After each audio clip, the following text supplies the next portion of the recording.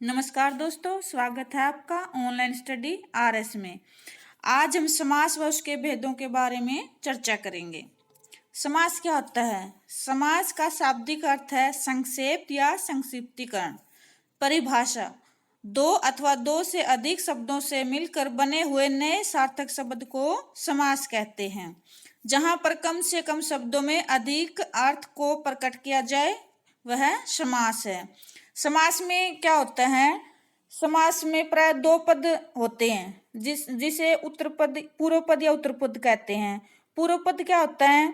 जो पहले का होता है। जैसे उदाहरण देखिए, राजपुत्र। राजपुत्र में क्या है? पूर्व पद क्या है? राज, और उत्तर पद क्या है? पुत्र। समास में क्या होती है? विभक्तियां लुप्त हो जाती हैं। जैसे राजा का पुत्र, इसमें का क्या है? विभक्ति है। जब हम इसमें समास में इसका प्रयोग करते हैं तो ये क्या है? विभक्ति लुप्त हो जाती है। क्या बन जाता है? ये राजपुत्र। उदाहरण देखिए एक और, रसोई घर के। रसोई घर में क्या होता है? रसोई के लिए घर, रसोई घर। इसमें के लिए क्या है? विभक्ति है जो लुप्त हो जाती है और क्या बन जाता है? रसोई घर। बल से हीन, से क्या है? विभक्ति है जो लुप्त हो जाती है और क्या बन जाता है? समास बलहीन। समास के भेद: समास के 6 भेद होते हैं। अव्ययीभाव समास, तत्पुरुष समास, कर्मधारय समास, द्विगु समास, द्वंद्व समास, बहुब्रीहि समास। सबसे पहले देखिए अव्ययीभाव समास। परिभाषा: इसका पहला पद प्रधान होता है। अव्ययीभाव समास में क्या होता है? जो पहला पद होता है वह प्रधान होता है। और इसकी पहचान क्या है? इसमें शब्द में यदि उपसर्ग आए तो समझ लेना कि इसमें अव्ययीभाव समास है। और यदि शब्द की पुनरावृत्ति हो और वही शब्द बार बार आए तो भी इसमें अव्ययीभाव समास है। उदाहरण देखिए, जैसे प्रतिवर्ष। प्रति क्या है? उपसर्ग है, तो क्या आएगा इसमें? अव्ययीभाव समास। और इसमें क्या है? प्रति पहला पद प्रधान है। आ जन्म, आ क्या है? उपसर्ग है और क्या है? पहला पद प्रधान है। आगे है प्रतिदिन। प्रति क्या है? पहला पद प्रधान है और क्या है? उपसर्ग भी है। आमरण, आ क्या है? उपसर्ग है और पहला पद प्रधान है। अब पुनरावृत्ति की बात करते हैं। यदि किसी शब्द की पुनरावृत्ति हो तो भी अव्ययीभाव समास होता है। कई बार क्या होता है, तो जो पेपर होता है उसमें कई बार उदाहरण दे दिए जाते हैं और पूछ लिया जाता है कि इसमें कौन सा समास है, तो बच्चे कंफ्यूज हो जाते हैं। जैसे ये उदाहरण है, घर घर, रातों रात, धीरे धीरे। इसमें जैसे योजक चिन्ह देखा और क्या समझ लिया? द्वंद्व समास। तो क्या करते हैं? द्वंद्व समास पर टिक कर देते हैं। इसमें एक बात ध्यान रखनी है, द्वंद्व समास में क्या होता है? एक तो योजक चिन्ह होते हैं, विलोम शब्द होते हैं, जैसे दिन रात, माता पिता। उसके बीच में जो योजक चिन्ह लगा होता है तो वो क्या है? अव्ययीभाव समास है। या फिर यह पुण्य पाप और योजक चिन्ह या फिर विलोम शब्द हो तब द्वंद्व समास होता है। यदि किसी शब्द की पुनरावृत्ति हो, जैसे घर घर है, रातों रात है, धीरे धीरे है, ऐसे भागम भाग है, ऐसे ऐसे शब्द आए तो समझ लो वहां पर अव्ययीभाव समास है, क्योंकि यही शब्द बार बार आए हैं। ना तो इनका कोई विलोम शब्द है और ना ही इसमें कोई बीच में और अथवा आया है। तो इस बात का ध्यान रखना है, यदि शब्दों की पुनरावृत्ति हो तो वहां पर अव्ययीभाव समास है। आगे देखिए द्वंद्व समास। इस समास में दोनों पद प्रधान होते हैं। इस समास का विग्रह करने पर बीच में ध्यान रखना, बीच में क्या क्या आता है? एक तो और आएगा, योजक चिन्ह आएगा या फिर विलोम शब्द आएगा। देखो उदाहरण देखो, गुण और दोष। इसमें क्या है? योजक चिन्ह आया है और विलोम शब्द आया है। गुण और दोष, विलोम शब्द है ना। माता और पिता, योजक चिन्ह आया ना बीच में, माता पिता, योजक चिन्ह है और विलोम शब्द है। दिन रात, विलोम शब्द है, योजक चिन्ह है।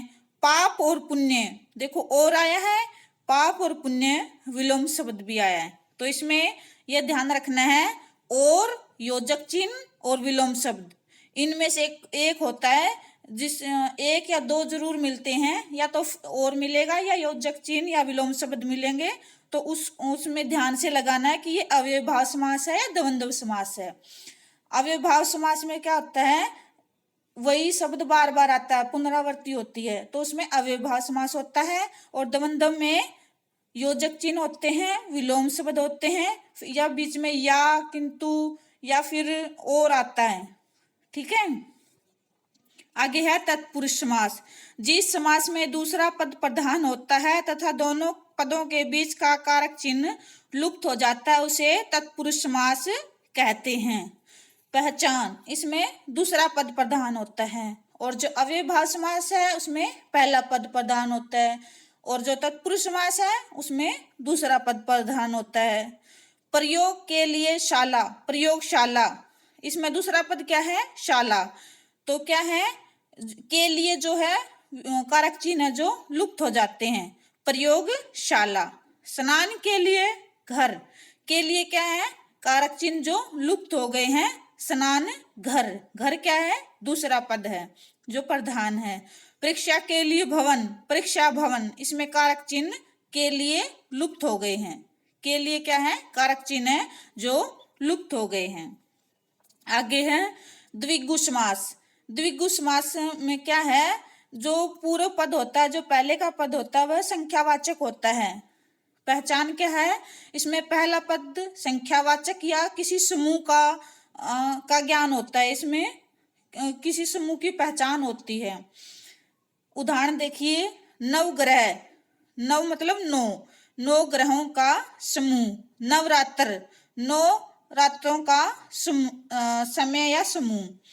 त्रिलोक, त्रि मतलब तीन, तीनों लोकों का आएगा यहाँ पे, तीनों लोकों का समाहार। चौराहा, 4 राहों का समूह। आगे है कर्मधारय समास। परिभाषा, जिस समस्त पद का उत्तर पद प्रधान हो तथा पूर्व पद व उत्तर पद में उपमेय, उपमान अथवा विशेषण विशेष्य संबंध हो वहां पर कर्मधारय समास होता है। इसमें क्या है, इसमें एक ट्रिक सी है, पहचान है, कर्म को धारण करने वाला, मतलब जो उसने कर्म किया है या फिर उसका विशेषता है वह प्रधान होती है। उदाहरण देखिए, चरण कमल, कमल के समान चरण, जो चरण हैं वो कमल के समान कोमल हैं, सुंदर हैं। ठीक है, कमल नयन, उसके नयन कैसे हैं, कमल के समान हैं।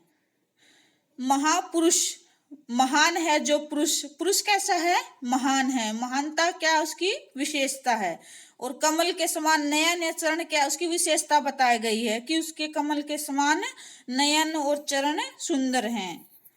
ठीक है, आगे है बहुब्रीहि समास। बहुब्रीहि समास में क्या होता है, समस्त पद में कोई पद प्रधान नहीं होता, दोनों पद मिलकर किसी तीसरे पद की ओर संकेत करते हैं, इसमें बहुब्रीहि समास होता है। इसमें कोई भी पद, पिछले जो हमने समास किए उसमें कोई पहला या दूसरा पद प्रधान होता है, लेकिन इसमें क्या है, कोई भी पद प्रधान नहीं होता, बल्कि ये दोनों है ना किसी तीसरे पद की ओर संकेत करते हैं।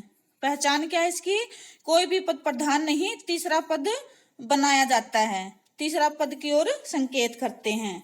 उदाहरण देखिए, लंबोदर, लंबा है उदर जिसका, कौन है, गणेश, किसकी तरफ इशारा किया गया है, गणेश।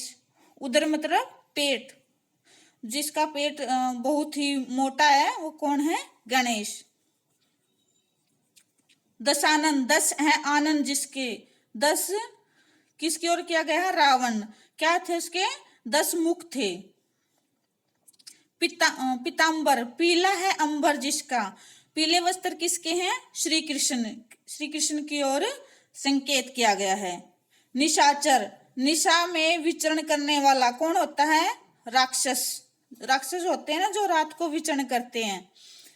और त्रिलोचन, 3 है लोचन जिसके, किसके होते हैं 3 लोचन, शिव के। और देखो, और उदाहरण देखो, मृगेंद्र, मृगेंद्र कौन होते हैं, मृगों का इंद्र, कौन होता है मृगों का इंद्र, सिंह। तो तीसरे मृगों के बारे में बात की गई है, लेकिन किसकी ओर संकेत किया गया है, सिंह की ओर। तो चलिए एक बार फिर हम मोटे तौर पर रिवाइज कर लेते हैं। सबसे पहले समास। समास का अर्थ है संक्षेप में छोटा करके लिखना, और जो कम से कम शब्द होते हैं उसमें उसके अर्थ को प्रकट कर देना, मतलब कम से कम शब्दों में अर्थ या उसके भावों को प्रकट करना। समास के 6 भेद होते हैं: अव्ययभाव समास, तत्पुरुष समास, क्रमधारय समास, द्विगु समास, द्वंद्व समास, बहुब्रीहि समास। अव्ययभाव में क्या होता है? पहला पद प्रधान होता है। और क्या होता है? इसमें पहला पद होता है, जो आगे का जो शब्द होता है वो उपसर्ग होता है, और जो पीछे का होता है वो क्या, उसको क्या कहते हैं? प्रत्यय। तो इसमें क्या है? उपसर्ग लगा हो तो समझ लो अव्ययभाव समास है। और जो शब्दों की पुनरावृत्ति हो, एक ही शब्द बार बार आए, तो तब भी अव्ययभाव समास होता है। द्वंद्व में क्या होता है? द्वंद्व में दोनों पद प्रधान होते हैं, और उसमें क्या क्या ट्रिक होती है कि याद करने की? क्या ट्रिक है? 3 बातें याद रख लो। एक तो और आएगा, या फिर योजक चिन्ह आएगा, या फिर विलोम शब्द आएगा, है ना। गुण दोष विलोम शब्द भी है और योजक चिन्ह भी है। माता पिता, दिन रात, पाप और पुण्य। तत्पुरुष, तत्पुरुष में दूसरा पद प्रधान होता है, जैसे प्रयोग के लिए शाला प्रयोगशाला, स्नान के लिए घर स्नान घर, परीक्षा के लिए भवन परीक्षा भवन। द्विगु समास, द्विगु समास में क्या होता है? पहला पद संख्यावाचक होता है। नवग्रह, 9 ग्रहों का समूह, नवरात्र, नवरात्रियों का समय, त्रिलोक, तीनों लोकों का समाहार, 84 4 राहों का समूह। क्रमधारय समास, जिस समास पद में इसमें क्या होता है कि क्रम को धारण करने वाले यानी विशेषता बताई जाती है। किसी भी क्रम को धारण करने वाला या उसकी विशेषता, इसमें विशेषता प्रधान होती है। जैसे चरण कमल, उसके चरण के समान, उसके चरण हैं जो कमल के समान सुंदर हैं, उसके नयन भी क्या है? कमल के समान सुंदर, मतलब उसकी विशेषता बताई जाती है। इसमें क्या है? उपमेय, उपमान अथवा विशेषण विशेष्य में संबंध होता है। जो विशेषण विशेष्य होते हैं वो एक दूसरे उसकी विशेषता बताते हैं। जैसे कि कोई पुरुष है वो महान पुरुष है, महापुरुष महान है जो पुरुष, इसमें क्या है? उसकी जो विशेषता बताई जाती है। आगे बहुब्रीहि समास। समस्त पद में कोई पद प्रधान नहीं होता, किसी तीसरे पद की ओर ही संकेत किया जाता है। जैसे लंबोदर, लंबा है उदर जिसका, दशानन, पीताम्बर, विषधर, विषधर कौन होता है? सर्प। कौन होता है? सांप। और चक्कर पाणी कौन होता है? चक्कर है पानी में जिसके, किसके किसके पास है चक्कर? विष्णु के पास। महावीर, महान है जो वीर, कौन है महावीर? हनुमान।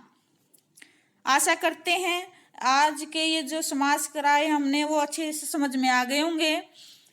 अगर आपको ये वीडियो अच्छा लगा हो तो लाइक करें और शेयर करें, सब्सक्राइब करें। धन्यवाद।